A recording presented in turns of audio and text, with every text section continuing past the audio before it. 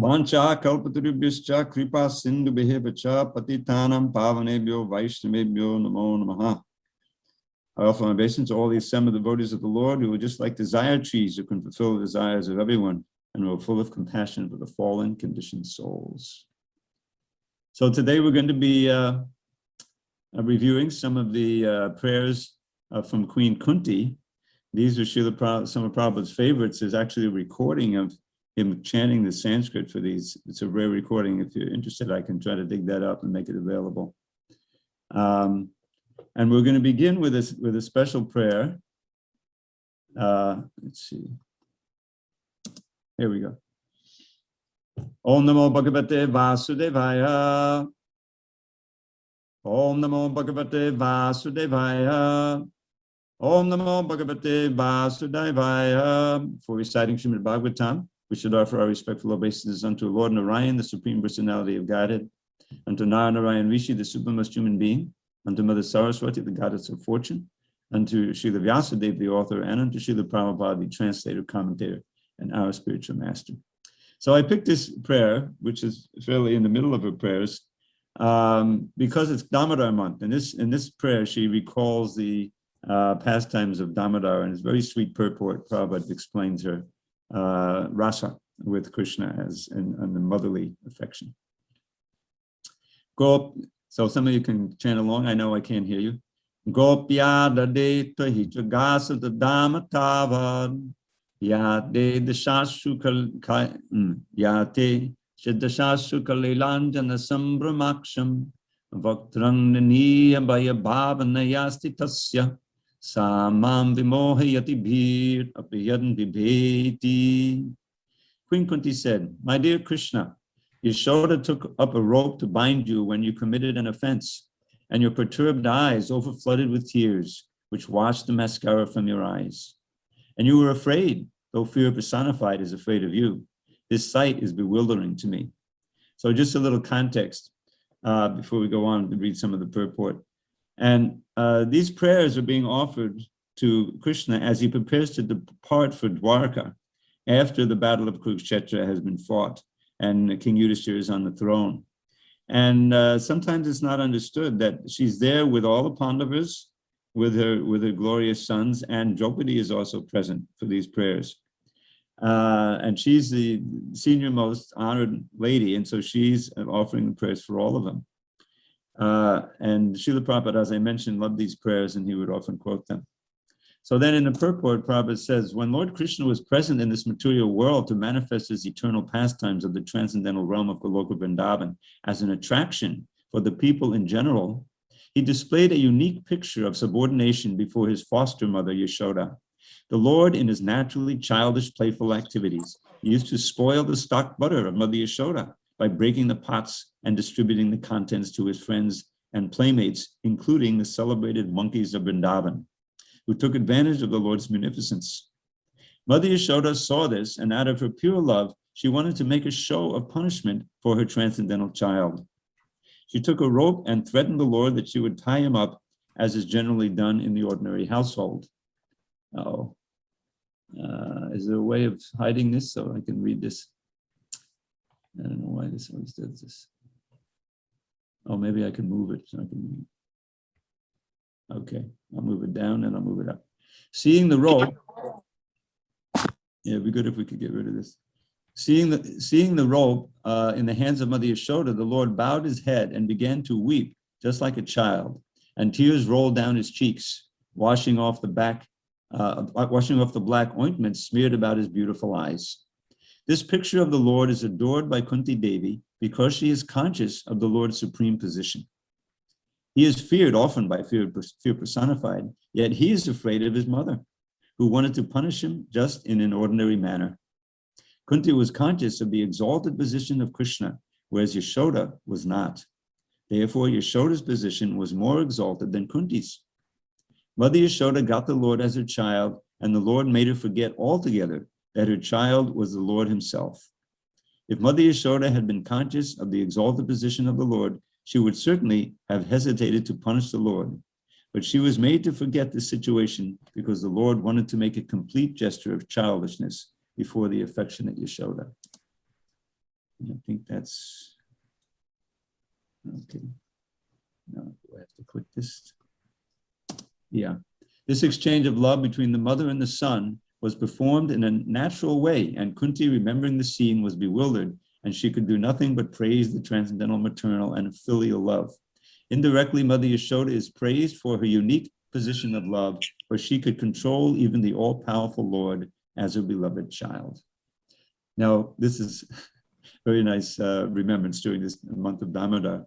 One thing to note here, maternal and filial love. Maybe some of you may not be familiar with the word filial and exactly what it means, but filial love means the love of a child for his mother or father.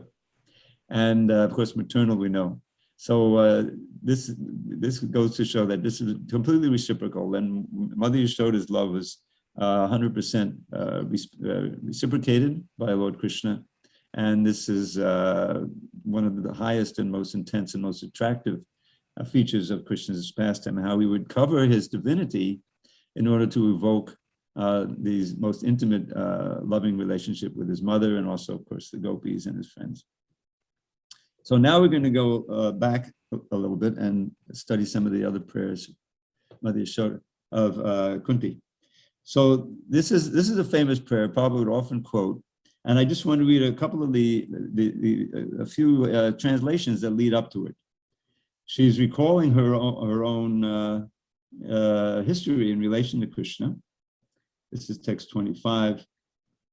And in text 23, she says, O Rishikesh, master of the senses and lord of lords, you have released your mother Devaki, who was long imprisoned and distressed by the envious King Kamsa, and me and my children from a series of constant dangers. My dear Krishna, text 24, your lordship has protected us from a poisoned cake, from a great fire, from cannibals, from the vicious assembly, from sufferings during our exile in the forest, and from the battle where great generals fought. And now you have saved us from the weapon of Ashwatthama. Now, of course, this is the context of these prayers, that Ashwatthama had slain the 5 sons of Devaki, and he now wanted the last living descendant of the Pandavas was in the womb of Uttara, the wife of Abhimanyu. And he wanted to slay them too, so that the dynasty would be finished. He was the son of Dronacharya, who had already been killed, his father. So he threw this Brahmastra weapon, which is like a personal nuclear weapon, and Krishna, Uttara came calling to Krishna, please save me, please save me. And he entered the womb and protected Parikshit from the blazing fire. And so she's recalling that. And now after all of this, she recites this verse, text 25.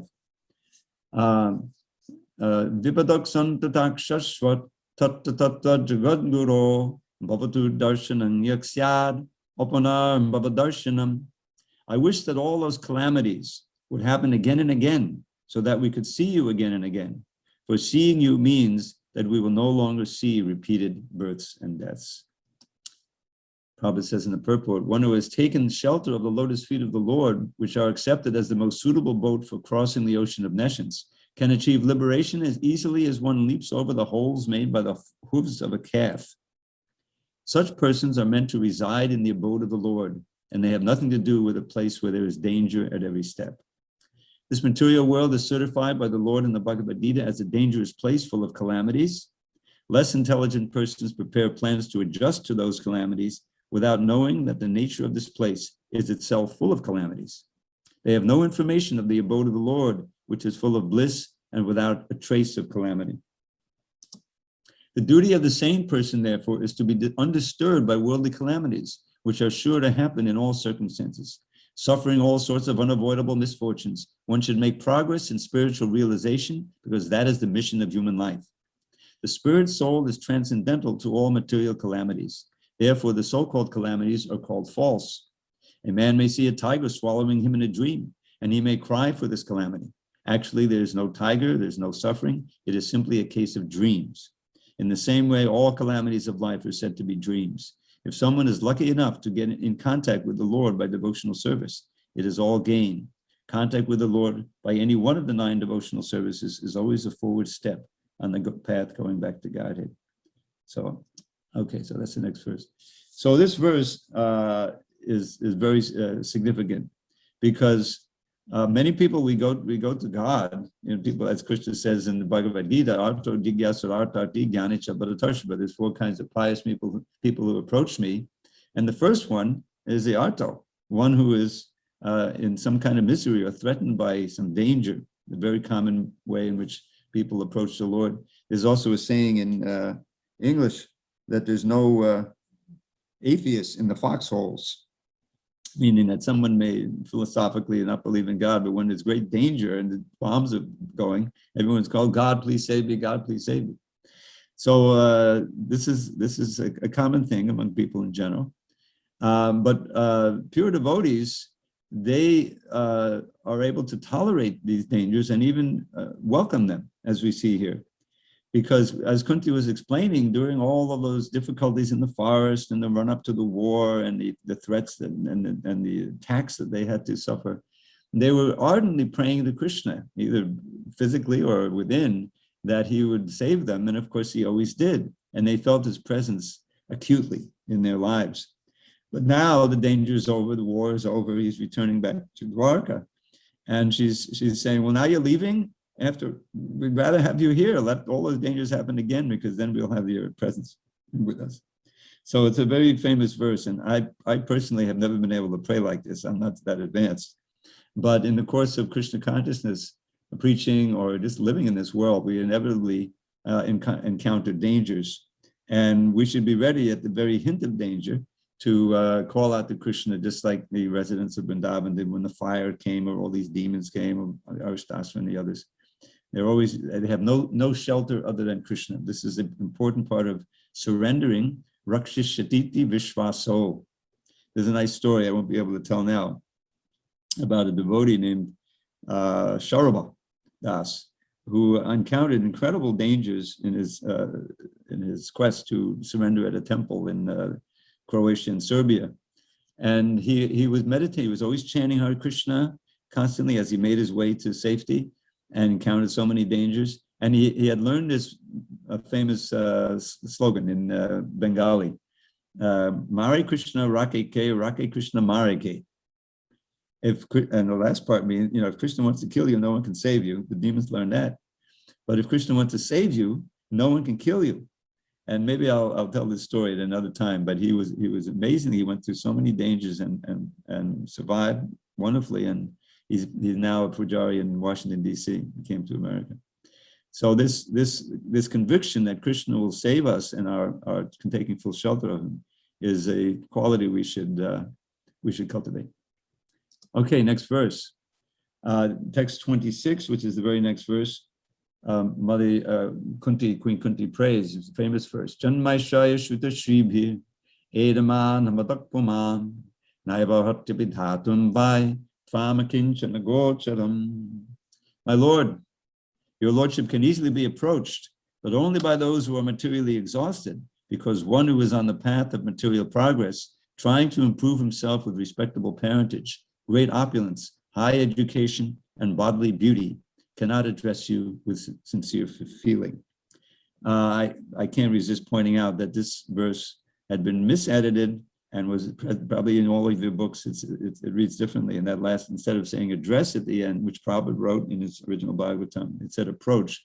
So if you read it, but this verse is all about chanting Hare Krishna purely.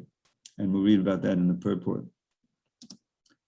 From the purport, being materially advanced means taking birth in an aristocratic family and possessing great wealth and education and attractive personal beauty. These are like standard 4 opulences, material opulences. All materialistic men are mad after possessing all these material opulences, and this is known as the advancement of material civilization. But the result is that by possessing all these material assets, one becomes artificially puffed up, intoxicated by such temporary possessions. Consequently, such materially puffed up persons are incapable of uttering the holy name of the Lord by addressing him feelingly. O Govinda, O Krishna.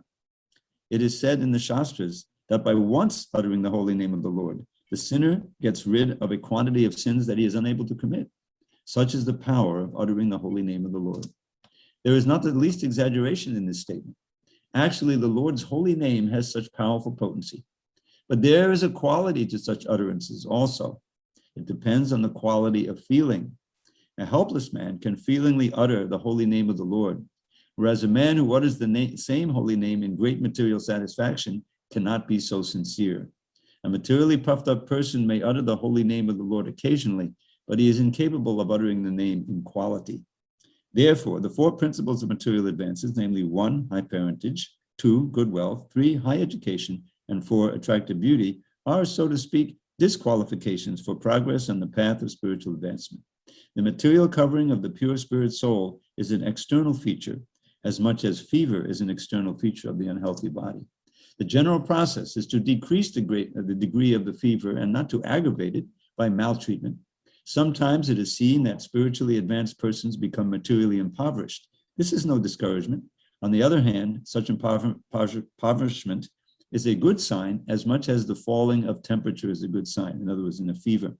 The principle of life should be to decrease the degree of material intoxication, which leads one to be more and more illusioned about the aim of life. Grossly illusioned persons are quite unfit for entrance into the kingdom of God.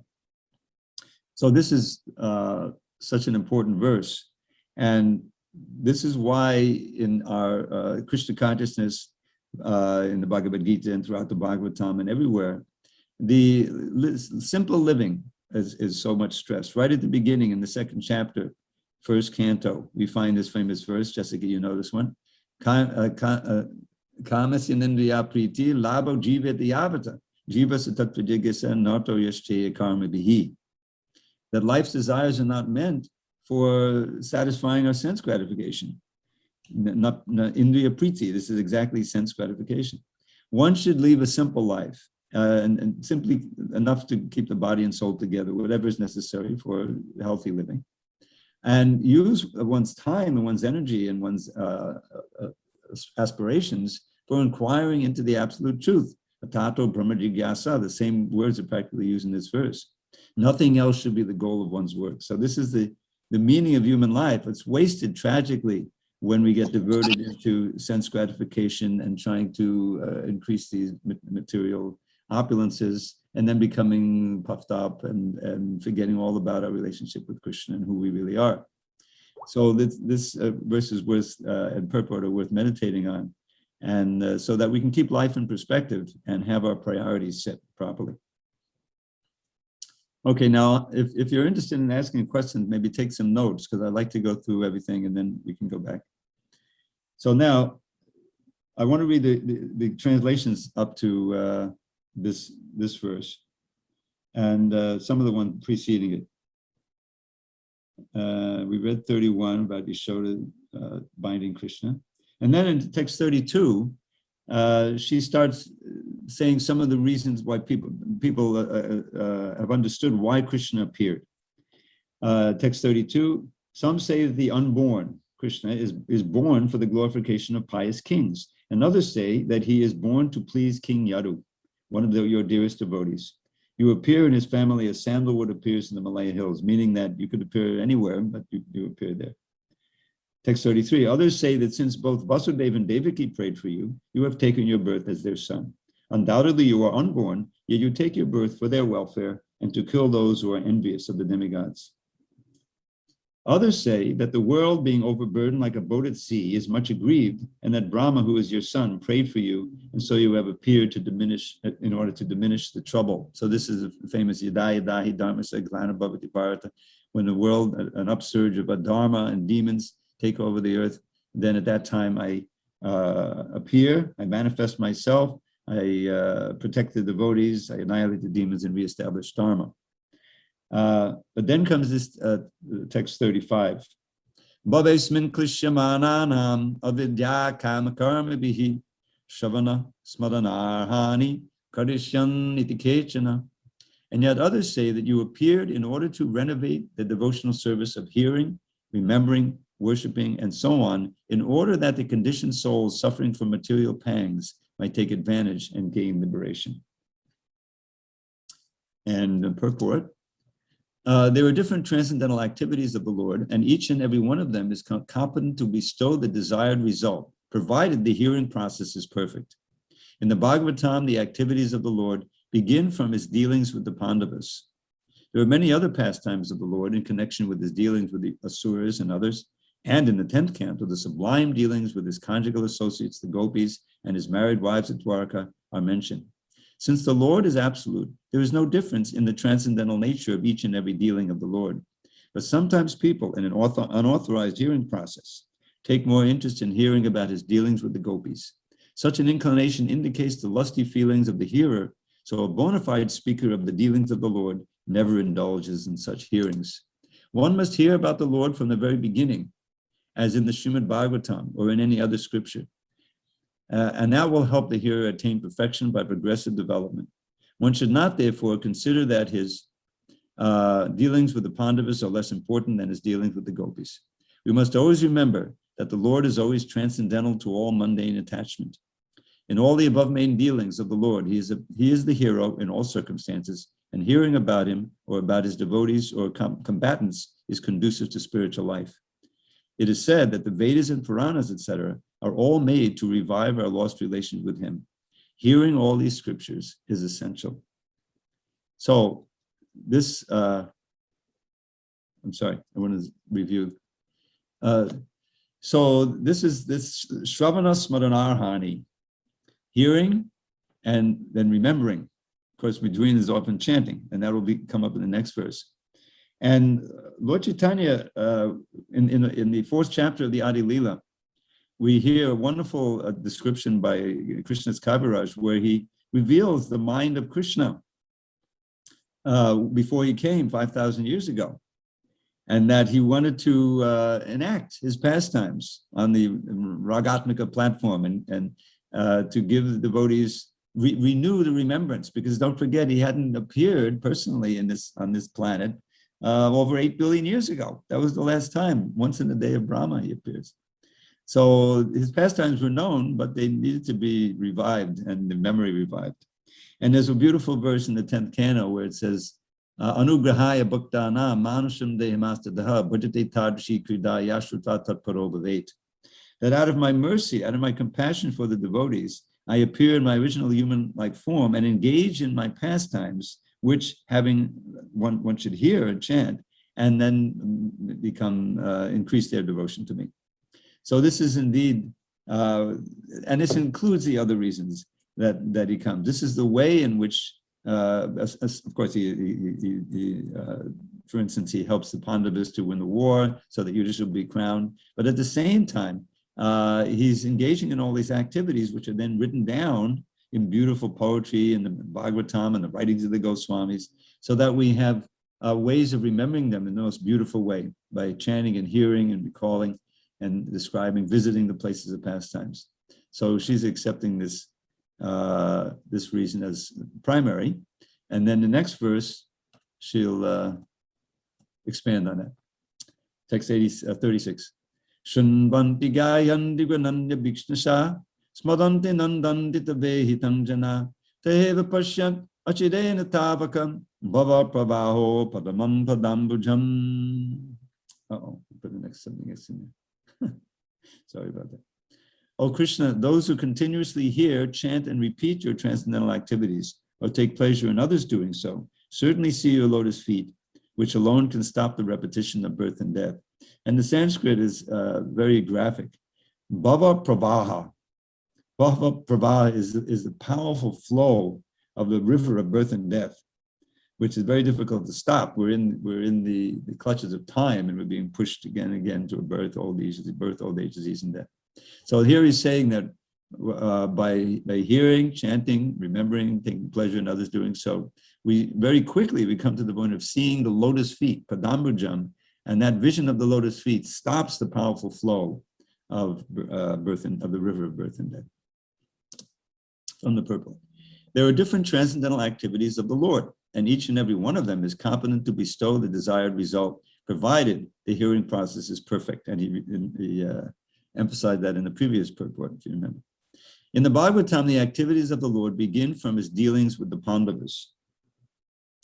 There are many other pastimes of the Lord in connection with his dealings with the Asuras and others. And in the 10th canto, the sublime dealings with his conjugal associates, the gopis and his married wives at Dwarka, are mentioned. Since the Lord is absolute, there is no difference in the transcendental nature of each and every dealing of the Lord. But sometimes people in an unauthorized hearing process take more interest in hearing about his dealings with the gopis. Such an inclination indicates the lusty feelings of the hearer, so a bona fide speaker of the dealings of the Lord never indulges in such hearings. One must hear about the Lord from the very beginning, as in the Srimad Bhagavatam or any other scriptures, and that will help the hearer attain perfection by progressive development. One should not, therefore, consider that his dealings with the Pandavas are less important than his dealings with the gopis. One must always remember that the Lord is always transcendental to all mundane attachment. In all the above-mentioned dealings of the Lord, he is the hero in all circumstances, and hearing about him or about his devotees or combatants is conducive to spiritual life. It is said that the Vedas and Puranas, etc., are all made to revive our lost relationship with him. Hearing all these scriptures is essential. So Prabhupada very much emphasizes this in his first canto, which of course he wrote in India and brought with him in 1965 to America. And because in India, he was faced with these Bhagavat Saptahas, 7-day readings of the Bhagavatam, in imitation of Parikshit's, of course, 7-day reading. But what they neglect is that Parikshit is sitting there, hearing the Bhagavatam from the beginning, and he's not sleeping, he's not eating, he's not drinking, he's not doing anything but hearing and chanting. So needless to say, this Bhagavat Saptahas don't follow that format. And they generally, almost always, I've read that they focus on the rasa dance and so forth. So this is irresponsible, and it's not pleasing to Krishna. Krishna wants us to understand who we are as spirit souls, the Bhagavad Gita, and that Krishna is the source of everything, and he's the supreme master. And then we take up devotional service. And if we do so in a proper way, then gradually become more and more attracted to serving, become purified, just as Rupa Goswami describes in his famous verses from Shraddha to Prema. Purification has to take place, initiation, working under, and that gradual purification makes us more and more eager to hear about all of Krishna's pastimes. There's a wonderful pastime where Lord Chaitanya came to the Ranganath temple, I believe, in his South Indian tour. And there was a Brahmin there who was reading the Gita, but he wasn't pronouncing anything correctly. And it was apparent that he was illiterate. And there were some other people were joking with him and teasing him, you know. So Lord Chaitanya approached him and he said, what are you doing? He said, and he understood Lord Chaitanya was not mocking him. My spiritual master told me to read the whole Gita every day, even though he knew I was illiterate. But he told me, so I'm following the orders and I'm trying to read. And Lord Chaitanya said, yes, but I see you're crying sometimes. Yes, because as soon as I pick up this Gita and I start to read, within my mind and heart, I perceive the pastime of Lord Krishna on the chariot instructing Arjuna, and how he's taken the role of his servant. You know, Krishna's taking the role and he's doing it. And he just is overwhelmed with love and the tears come. And Lord Chaitanya said, you are the real understander of Bhagavad Gita, the real reader. And he embraced him in complete Krishna prema. So again, going back to Janmaishvaya Shuddha Shivya, that the opulences and our desire to contain them, material mentality, modes of nature, these prevent us from understanding Krishna as he is. And so there's a whole process of bhakti yoga by which we become purified and gradually transcend the modes. And in that pure state, then when we hear all of Krishna's pastimes, we hear them in the proper mood, and it becomes completely purifying. We can experience the real bhakti rasa. So that's what this verse is all about. Shrinvanti gayanti granti bhikshisa. This is one of the first verses I ever memorized. Okay, now we come to, time is it? Okay, 36. So we come to one of my favorite verses of all time, which I put into a poem, which I'll share with you. And this is where her prayers come. Oh, wait, I wanted to read before that, actually. Yeah. Okay. So she's praying, she appeals to Krishna. I won't read all of this, that you're about to leave. Everything is flourishing here simply because you're glancing at it. You know, this is not tolerable that you're leaving. Of course, he's going to leave, but her expression of deep separation is very pleasing and inspiring. Sorry about that. Okay. So they're all flourishing. So now she prays in text 41, the one before this. O Lord of the universe, soul of the universe, O personality of the form of the universe, please, therefore, sever my tie of affection for my kinsmen, the Pandavas and the Vrishnis. Now, don't forget, which I had often forgotten. They're standing right there. Her exalted sons and their wife, Draupadi, are standing right there with her. And she's saying, "Oh, let my affection for them be, finished." And then she has this verse, which is I consider it the supreme verse of all of it. Tvayame ananyavishaya mati marupate sakrit ratamun mahataradha gange bhavagumadanvati. Prabhupada has, as I said, there's a recording of him chanting these verses. And in the last line, he has Gange Bhavagumadanvati, which means that the Ganges is flowing, this flood of the Ganges is flowing into the sea, and he's imitating it with his voice. It's very delightful. O Lord of Madhu, as the Ganges forever flows to the sea without hindrance, let my attraction be constantly drawn unto you without being diverted to anyone else. I put in a little poem. O Madhu's Lord, please ever fill my mind with thoughts of thee, not any other kind. As Ganges torrent flows into the sea, let all my love flow constantly to thee. Okay. And in the purport, perfection of pure devotional service is attained when all attention is diverted toward the transcendental loving service of the Lord. To cut off the tie of all other affections does not mean complete negation of the finer elements, like affection for someone else. This is not possible. A living being, whoever he may be, must have this feeling of affection for others, because this is a symptom of life. The symptoms of life, such as desire, anger, hankerings, feelings of attraction, etc., cannot be annihilated. Only the objective has to be changed. Desire cannot be negated, but in devotional service, the desire is changed only for the service of the Lord in place of desire for sense gratification. The so-called affection for family, society, country, etc., consists of different phases of sense gratification.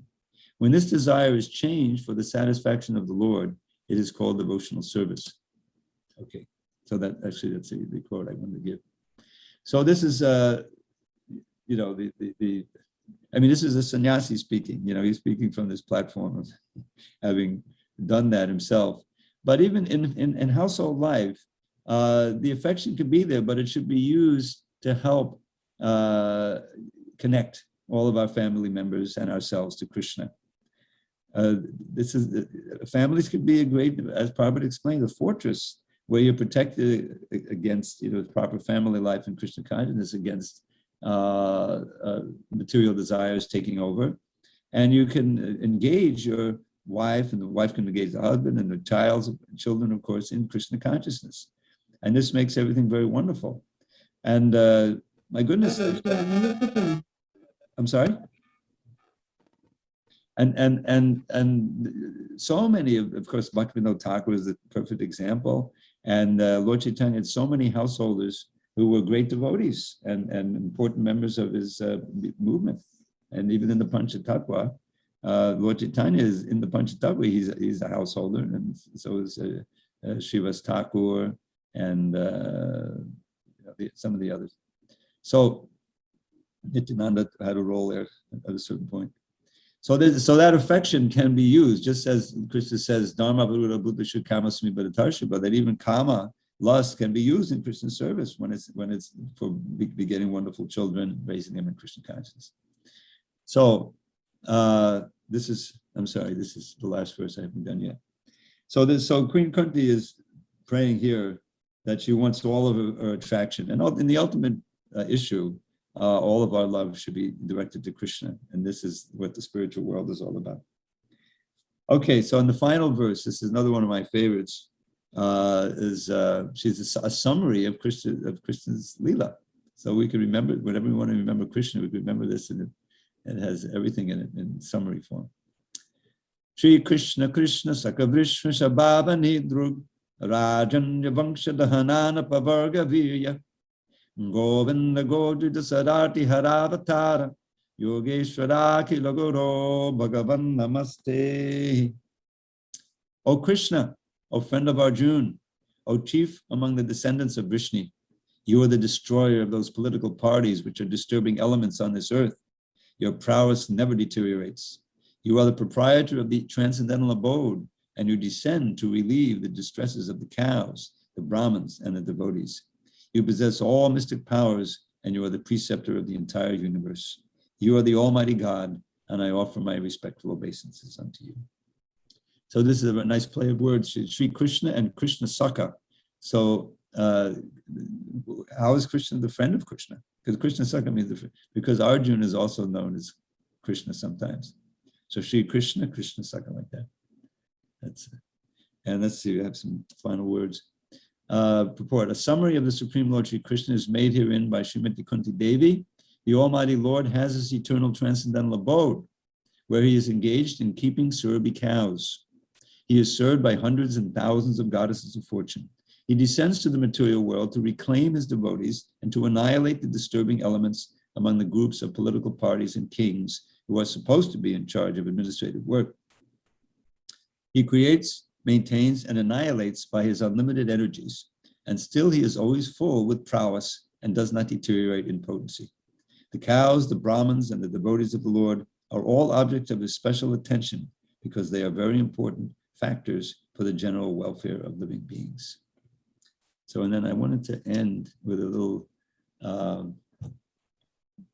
prayer and honoring Srila Prabhupada. I wrote this several years ago, originally for Janmashtami, for Vyasa Puja, but I transformed it a little bit.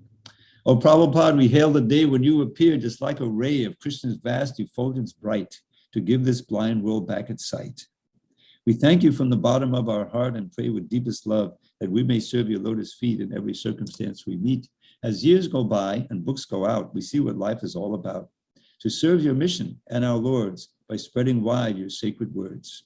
As well, you want us all to strive to let those words direct our lives. This safest path will lead us home, no more in Maya's realm too long. And that's the end of my little presentation. We have a few minutes. If someone has some comments, questions. Thank you, Prabhu, for giving a wonderful class, and especially at the end. You like the poem? Yeah. I can send it. I can send them if anyone Please, doesn't have my. I like it. Like yes, Prabhu. Like if Prabhupada were not here, we would not be here today, and we would not be listening to your lecture today. And this is what we were doing. We're simply reading Prabhupada's books. We're sharing that and being completely uplifted.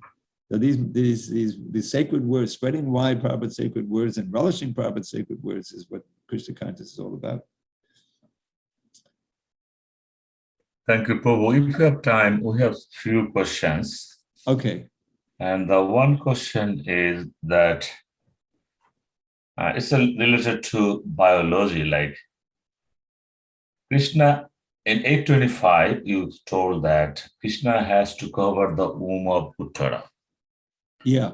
So the understanding is the question is, so if the atom bomb or Brahmastra could not hit, why did he still needed to cover the womb of Uttara? So just I'm adding something before I end. Just one thing I need to add. I checked online while you were giving the lecture. Okay. The thing is that even if people can survive when there is like an atomic bomb, still especially the fetus or womb should be covered. Otherwise, the child may born with mental problem or genetic damage. Mm-hmm. That makes sense that why Krishna needed to cover the womb of Uttara. So if you want to expand this, Prabhu, that would be nice. Well, there's also that aspect of him entering the womb. In other words, he was already there as the super soul, of course. But he wanted to give the fetus his darshan. Don't forget that Parika's name. He saw Krishna there as the super soul protecting him, and the rest of his life he's always looking for him. That's why his name is Parika. So there's more going on than just him protecting. I mean, he could have just from, without even doing any of that, just negated the Brahmastra weapon. But he wanted to give the personal association of himself to Parikshit there, and in that way increase his devotion. And this longing to see Krishna is an advanced aspect of devotional service, and that was Parikshit's whole life. And at the end, he had the most glorious departure, listening to Srimad Bhagavatam for 7 days, where he saw him in the words of Shukadev. So I think that's part of it. To really answer it thoroughly, if you write me an email, remind me, I'll try to research it. I have all these commentaries, and the acharyas may have given more of a explanation. Because Prabhupada doesn't always put everything from the commentaries into his purports. But it's an interesting question. Yeah, you answered nicely, and this is good that now we understand that there are two aspects. Then this is the transcendental aspect, why Krishna had to cover or give the darshan to Parikshit Maharaj in the Umaputtara. Wonderful, and nicely said. And yes, I will send an email to you, Prabhu, so that we can get more explanations and more understanding of this text. Another question is in 826. It says, Janmo Shurya Sruta Srivi. 4 things, if we don't exhaust it, we cannot have darshan or we cannot approach to Krishna. Question is, if someone has all 4 of these, Janma, Aishwarya, Sruta, and Srivid, and if that person is Krishna conscious, can he approach to God? Yes, the whole thing is the mentality. There are some disciples, what is it, Pundarik Vinyanidhi? You know the story of Pundarik Vinyanidhi? He was very opulent. He was a tremendous devotee. And Gadadhar Pandit had heard about him, and he wanted to meet him. And it slips my mind who introduced him, but they brought him to see Pundarik Vidyanidhi. And there he was, sitting on a high platform, very ornate, being fanned by a servant with a peacock fan. He had all these silks on and beautiful incense and all this. And Gadadhar was doubtful. What is this? He's so flagrantly, opulent and all these. This doesn't seem to be the behavior of a pure devotee. So maybe I was Mukunda. Somebody they chanted a verse. I think it was Barhapidam Natabadavapu Karnayo Karnikaram. This famous verse from the Venu Gita, I put into a poem, which I think I have time to chant for you. With lovely peacock plume upon his head and fragrant flower placed upon each ear, he enters Braja's wood with graceful tread, a handsome dancing actor without peer. His golden yellow raiment brightly glows, his splendid garland reaches to his knees, and from his luscious lips the nectar flows and fills the flute with charming melodies. As Krishna thus begins his blissful day with coward friends who sing his glories sweet, he beautifies Vrindavan's forest way with fine impressions of his lotus feet. Now, when Pundarik Vidyanidhi heard this, in the original Sanskrit, much more beautiful, he went into total ecstasy. He started ripping his clothes, and he fell off the high platform, and for hours he was on the ground, and he was rolling and crying, and in the highest ecstasy. And when Gadadhar saw that, he says, "Oh my God, I've offended this great devotee. I misapprehended, because although he had the trappings of a sense enjoyer, he was actually a great devotee." So to make up for his offense, he took initiation from Pundarik Vidyanidhi. So you can't always tell. There was the king Prataparudra, of course, had so much wealth, and so many other kings, Ambarish and others. But when they engage that wealth, Ambarish, Savai Manakpuk, everything he places mind in Krishna, uses his ears to hear Krishna, uses his hands to serve Krishna, then there's no harm. Not only is there no harm, there can be great benefit. Who builds the temples? Those who have great money, pious kings. So the whole question is in your attitude. If you are attached to the wealth and you aspire for the wealth, and you let it become puffed up with the wealth, then this will apply. That it will prevent you from chanting from deep feeling, because Krishna is a Kinchana Gochara. That's the next verse, which I didn't read. He's approached by those who are a Kinchana. A Kinchana generally means you don't have anything, but really it means you don't claim possession over anything. Ishabhasham idam sarvam. So even if you have, just like our own Ambarish, Das, very famous, millions and millions and millions of dollars, but he's building the TOVP. He built, some people don't know, he also built Parvat Samadhi in Mayapur, $13 million or whatever it was. And that was back in the 80s when it was worth twice as much. And so he's a great example of a devotee who's using his wealth or whatever it may be to serve Krishna. So everything is in the attitude with which you approach Krishna. And generally you find that the greatest devotees are often very poor, and they're like our Goswamis. They came from, it's a good example. Rupa, Sanatan, and Raghunath Das Goswami were as wealthy as you could be, millionaires, more than millionaires, and with power, within the government there with Rupa and Sanatan. But after they met Lord Chaitanya and they were inspired, they became as renounced as you could possibly be. And what is the worst? Though they says, Gopi Baba Rasar Matab the Lahari Kalola Magno Mahur.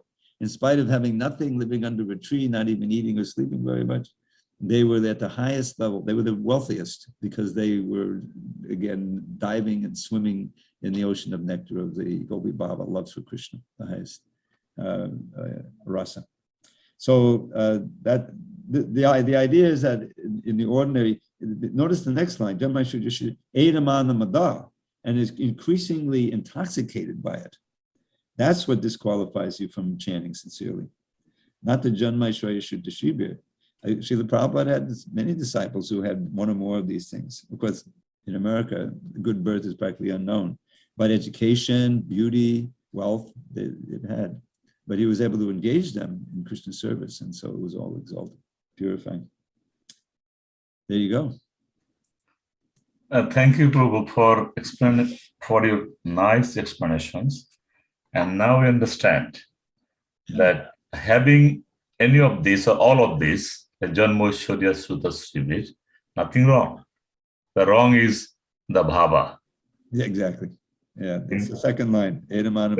Increasingly, yes. You don't want to let that happen. Thank you. We enjoy your class, and the devotees are waiting. We are waiting to be here. And now I see there are about 20 to 23 devotees today. Oh. So most of us are here today. One thing from my personal request to you and for the devotees, that is, if you advise or if you suggest 5 verses among 25 verses of Kunti Devi, prayers of Kunti Devi, which 5 verses you would ask us to memorize? Well, most of them are the ones I chose. I mean, I have more than 5. I can take a few off. Can I go back and share so I can? Yeah, please. All right, let me share the screen again. And I think this is the end. Okay. All right, let's go up. Oh, wait a minute.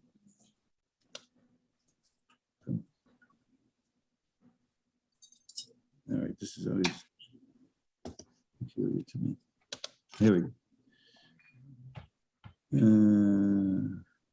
It's coming up, probably. Oh, is it? Anyway, it doesn't matter. I can use this. So let's see. So the first one was kind of a special because it's Damodar month. Oh, come on, give me a break. This one definitely, 1:825 about the dangers. Okay. This is a great insight into. Nice. Yeah. This is definitely the one we've been discussing. We may get this one is the one that leads into the next one. This one certainly about hearing and singing and remembering and then seeing the lotus feet. This is a very nice verse. They're all nice. This one, Trayame Ananya Vishaya. And 43. Why not? The last one for remembering Krishna. It's a great verse. Very good. Yeah. So for the devotees, just I would like to repeat that if you want to memorize all of them, that's nice. Yes. But if you want only 5, then Prabhu said 25, 26, 36, 42, and 43. Yeah, for sure. And remind me, Prabhu, if you send me that, I'll try to dig up that that recording of Prabhupada chanting these verses. It's very wonderful. I will. Yeah, I will do that. It's sweet. It's a rare recording, but I think I have it. Thank you, Prabhu. Every second you are talking, we enjoy. Oh, great. We enjoy it. And when you said this chapter, personally, I read several times and I tried to memorize some. And some of the prayers actually, I don't know if it's wrong. When in front of Krishna, I pray from here, 1 or 2 verses from here, especially I toime ananya vishaya mater madhupata sakrit rati muddhata ada gam geva gamudan bhati. So this is my favorite verse. I pray, and I don't know if I'm doing wrong, but I like to pray in front of Krishna. I actually steal from. Nothing wrong. You read the Nectar of Devotion. This is one of the whole processes: is reciting notable prayers before the deity. You should do it as much as possible. Thank you very much. So to the devotees, we have 5, 6, 7 minutes. Okay. If anyone has any question and if Prabhu has time, please unmute yourself and ask the question. Is anyone there? Daroga Mataji, do you like to ask any question? No, Prabhu. I'm good.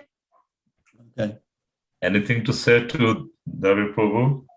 My heartfelt thank you to Prabhu for giving us his association in such a wonderful class. We do all enjoy. And we're looking forward to hear from Prabhu again. I'm hoping to actually come up there someday soon when all of this craziness is over with the pandemic. Yeah, Dravid, Prabhu, you had to come very often. Well, as soon as it's feasible. Yeah. But if there's no questions, there's a couple of other verses, the ones that I offer when I greet the deities in this same mood that you might enjoy. This is from the Utkaliga Valari, which is called the vine of desires, a creeper of desires that Rupa Goswami wrote. I think it's the last poem in the Stavamala, one of the last. And I put this in a poem also. Pashupala Vadinandana Vadametam Maharati Hevan Bhavatu Panayo Bhave Bhave Bhavatori Vipadam Jeshime. O Radha Krishna, children of the best of cowherd men, this single boon I beg from you again and yet again. In all the countless births, my endless sins will make me meet, that all my love flow toward your luscious, lustrous lotus feet. Hare Krishna. Hare Krishna. So nice. Okay, one more then. This is also from Stavamala, same mood. Pujanga da pachandaka spada da kanda chudankore nirankrisha drakanchana brahmina badna bringa brahme. Patanga duhitastati vanakuti the kedi priye padaspadatume mahustvai mukunda shudha rati. You should know what shudha rati means, pure love. So he says, you wear the best of crests, a crown of perfect peacock plumes. Their dancing glances stun the bees meandering midst the blooms. You relish love play in a cottage by Kalindi's shore. O Krishna, may pure love for you be mine forevermore. So that's in the poetry file, which I'll send out, and you can, if it doesn't have it, you can have it. Wonderful, Prabhu. That's why we like your class, and we learned so many things. And you have special quality, Prabhu, to attract us, especially fallen souls like us. We feel inspired after your class to do more chanting, to read more scriptures as soon as we attend your class. That's blessings for us, Prabhu. Well, that's the fulfillment of my class. If I can inspire you to read the books more, then that's the perfection of everyone's given class. Yeah, and when you read the text or the translation, every time I find something extra. Maybe I read the same text a few times by myself, but when you read, and I see something special you are saying, explaining, nice way. Thank you, Prabhu. And I would like to thank each and every one of you today.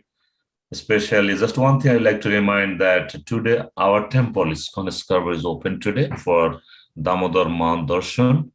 And Daroka Mataji is doing a wonderful job arranging everything, and the temple is open for everyone from 3 to 5 p.m. Is that right, Daroga Mataji? Yeah, think- 3 to 5. Yeah, 3 to 5. Thank you very 3 much. to 5. Yeah, Dhirnitai Prabhu, Daroga Mataji, Ghanasham Prabhu, they are doing wonderful, all of them. Thank you very much for arranging that, and hope we'll get more devotees today, and they will have the chance to have the darshan in the month of Damodar. Okay. And Dravid Prabhu, do you like to read that last poem? You had one, or just first paragraph of the poem you wrote about the Srila Prabhupada. The last one, I'd like to hear the one.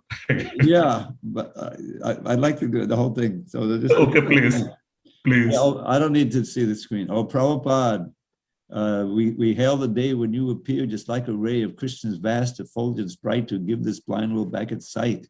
We thank you from the bottom of our heart and pray with deepest love that we may serve your lotus feet in every circumstance we meet. As years go by and books go out, we see what life is all about, to serve your mission and our Lord's by spreading wide your sacred words. As well, you want us all to strive to let those words direct our lives. This safest path will lead us home, no more in Maya's realm to roam. Thank you very much. All glories to Srila Prabhupada. Hari Hari Bol.